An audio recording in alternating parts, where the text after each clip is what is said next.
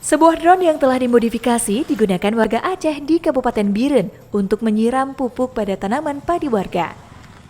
Dengan produk Bayer. Aktivitas ini berada di kawasan Kecamatan Pedada seperti dikutip Aceh Info dari Facebook Felix Rodriguez.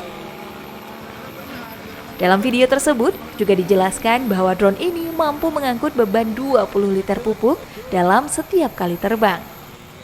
Dengan biaya Rp150.000, drone ini pun mampu menyelesaikan pemupukan hanya dalam waktu 6 menit untuk 1 hektar tanaman padi.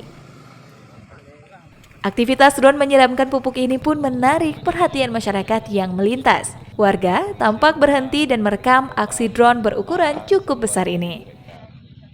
Ferizal Hasan dan Kia Rizky melaporkan untuk Aceh Info.